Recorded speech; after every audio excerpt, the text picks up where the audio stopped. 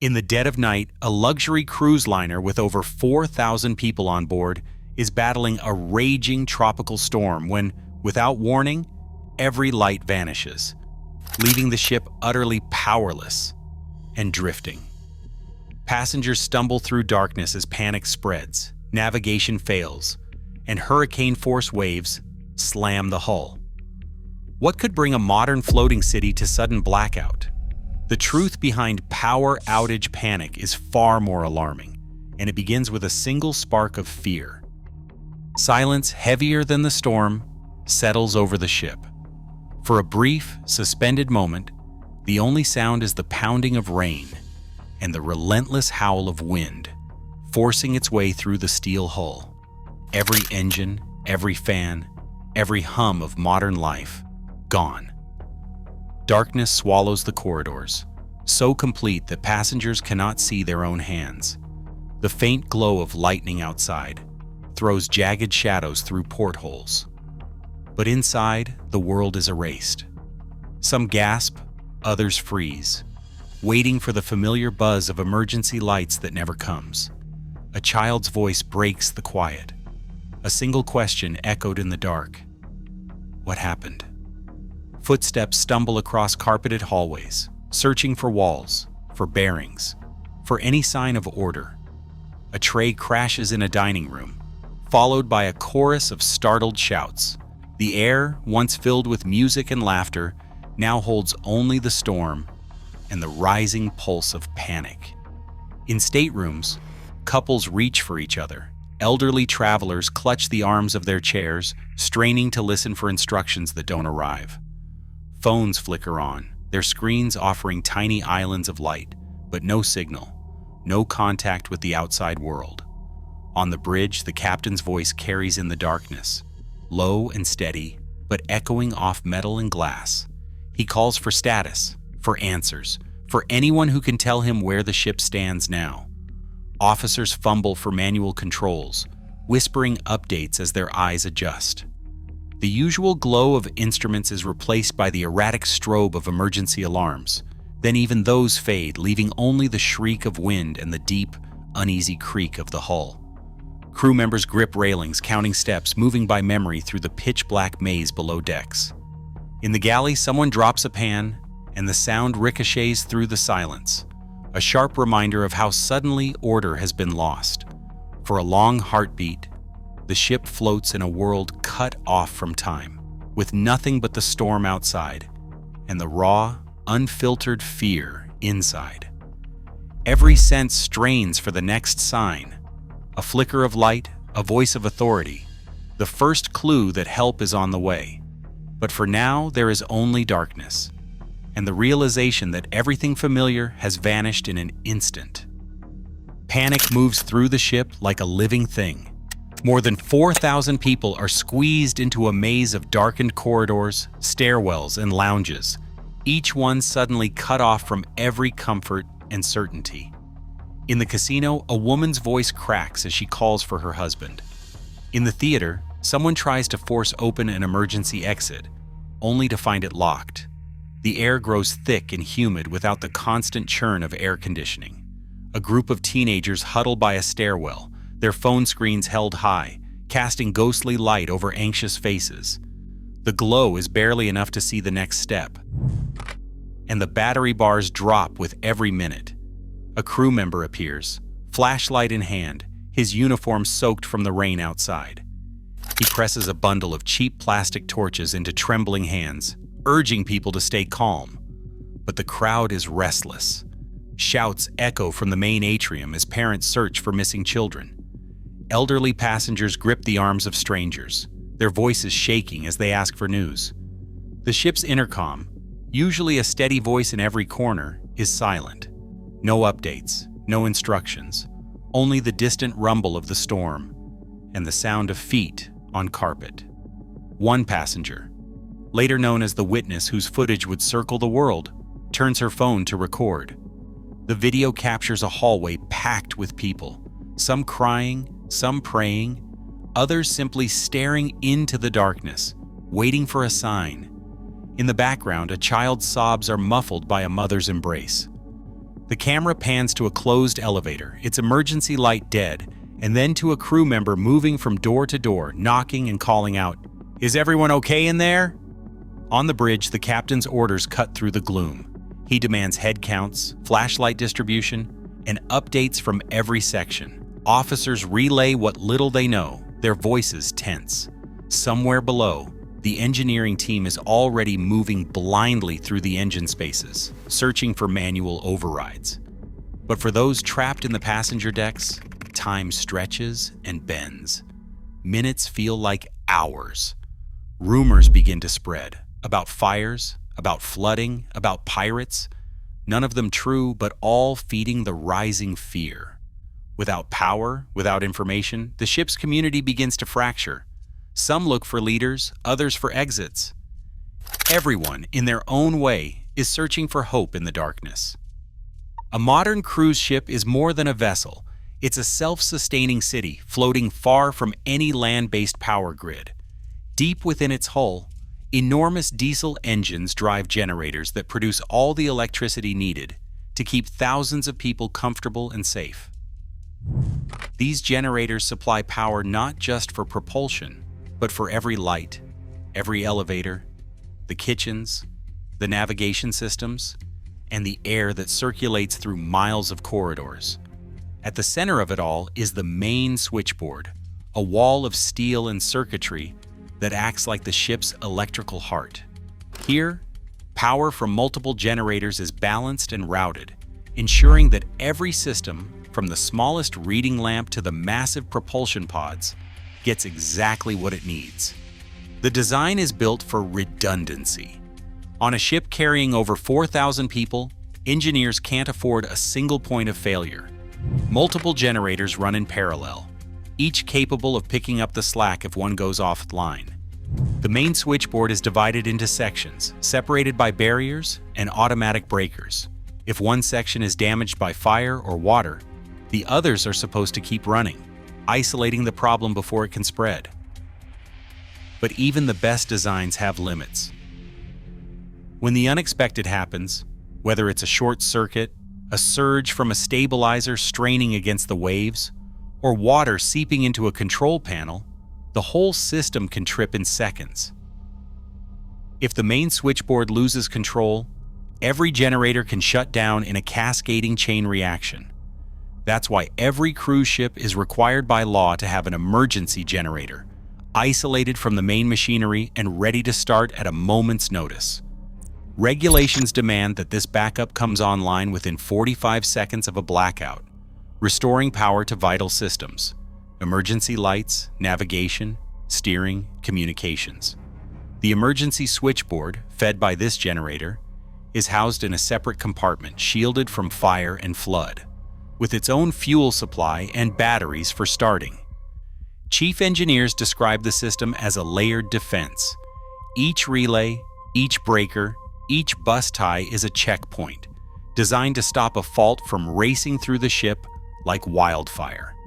Yet, as one chief engineer puts it, you can build all the walls you want, but if the wrong thing fails at the wrong time, everything can go dark.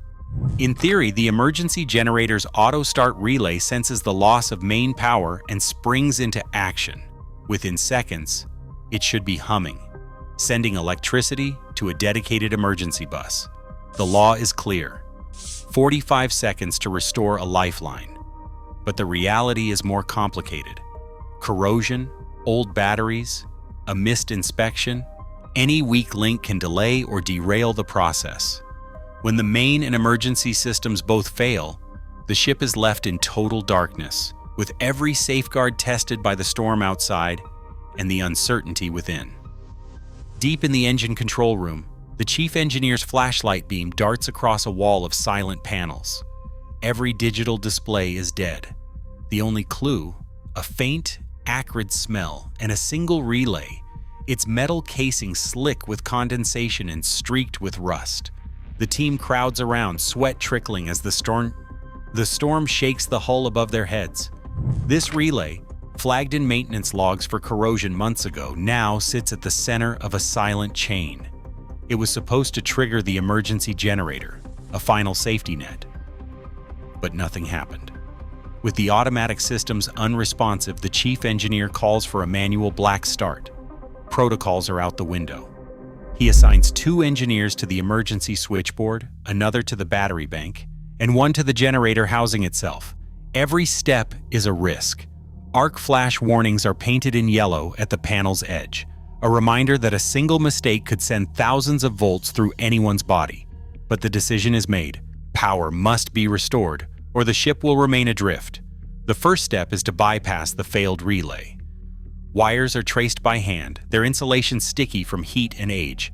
The chief engineer locates the manual override, a heavy, red-handled switch recessed behind a steel plate. He signals to the team, and with a gloved hand pulls it down. A sharp blue spark leaps across the contacts, lighting faces for an instant. The smell of ozone fills the cramped space. Silence, then a faint whir. The emergency generator tries to turn over, sputters, and dies. The starter battery, drained by repeated failed attempts, is too weak. The engineer at the battery bank shouts, and the team scrambles to swap in a backup unit, hands slipping on wet metal. A second attempt. The generator coughs, then roars to life, its vibration shaking loose dust from overhead pipes. The emergency switchboard flickers, then glows. For the first time in nearly an hour, a handful of indicator lights blink on. The chief engineer checks the bus voltage, low but climbing. He orders the team to route power to the bridge and steering gear first. The radio crackles, and a voice from the bridge confirms, partial power is returning. But the main propulsion remains dead, and the ship, battered by the storm, has already begun to drift. The engineers know this is only a foothold. The real battle to regain control and avoid the reefs is just beginning. Wind speed climbs past 50 knots, and the ship, stripped of propulsion, begins to drift at a pace that would alarm even the most seasoned officers. On the bridge, the navigation console is nothing but a dead screen. The captain stands with a paper chart and a battered magnetic compass, his voice clipped as he calls out heading estimates. Every few minutes, an officer steps outside to catch a glimpse of the horizon through driving rain, trying to judge movement by the flash of distant reefs. Without GPS or radar, the ship's position is guessed by dead reckoning, a centuries-old method, now the only option. The last known coordinates are marked in pencil, but every minute lost to the storm pushes the vessel closer to danger. A junior officer shouts an update over the howl. The ship is making nearly 2 knots sideways, forced by wind and current toward shallow water. The drift is relentless, the hull groaning as each wave shoves thousands of tons of steel farther off course. The captain demands a running log, distance, bearing, estimated speed, knowing that a single miscalculation could mean disaster. The bridge team works in near silence, their faces drawn and pale in the dim emergency light, straining to hear each other over the storm. With no electronic navigation, every tool is manual. The officers lay out dividers and rulers, plotting the ship's projected path with trembling hands. The mate on watch updates the drift every 10 minutes, calling out numbers that grow more urgent with each entry. A quartermaster stands by the helm, hands gripping the wheel. Though the rudder is useless without power, the captain issues orders to keep the ship's bow facing into the waves as much as possible, hoping to slow the sideways slide. But the controls are dead. Only the sea decides their direction now. Below, an officer relays word from the engine room. Partial power is up, but not enough for propulsion. The captain's jaw tightens. He scans the chart again, calculating how far they are from the reef line. Less than a mile, maybe less. If the drift continues unchecked, the hull could strike shallow coral before dawn. The bridge crew's voices rise, urgent and tense, as they debate options. With every passing minute, the margin for error shrinks. The clock ticks toward a point where only desperate action will stand between the ship and catastrophe. Orders crackle across the bridge, urgent and clipped. The captain's voice slices through the roar of the storm, calling for all hands at the bow. With the engines dead and the hull drifting toward the reef, anchoring becomes the last desperate move, a maneuver rarely attempted in open water, especially in a gale. Crew members rush forward, radios pressed to their ears, flashlights cutting through sheets of rain. Boots slip on the slick steel deck as the wind howls, tearing at uniforms and drowning out shouted instructions. The anchors, each weighing over 10 tons, sit ready in their hawse pipes, chains heavy with salt and rust. The electric windlass is silent. Everything must be done by hand. A deck officer flashes a signal. The captain, eyes fixed on the shrinking distance to the reef on a damp chart, gives the order. "Let go starboard anchor." The command passes down the line. Crewmen haul on the brake lever, fighting rust and rain. For a moment, nothing moves.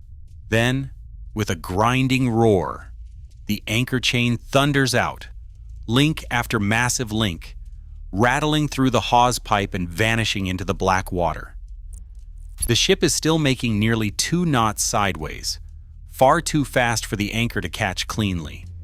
The chain jerks, snags, and finally runs free. Crew brace themselves against the rail, knuckles white as the chain pays out. On the bridge, the captain calls for updates. The radio sputters. "Anchor away! Chain running!" But the wind swallows the rest. The mate counts links by flashlight, trying to estimate how much chain is out. They need at least 7 times the water's depth to have any hope of holding. Every minute spent paying out chain brings the hull closer to disaster. The captain's gaze flicks between the chart and the dark horizon, calculating how much time remains before the reef claims the ship. A shudder runs through the hull as the anchor chain snags on the bottom. The deck team shouts, struggling to control the surge. The anchor drags, catches, then drags again. The strain on the chain is immense, the risk of it snapping real. The captain orders the port anchor readied as backup, voice raw over the radio. Every second is a gamble. Every delay measured in meters lost to the current. A voice breaks in.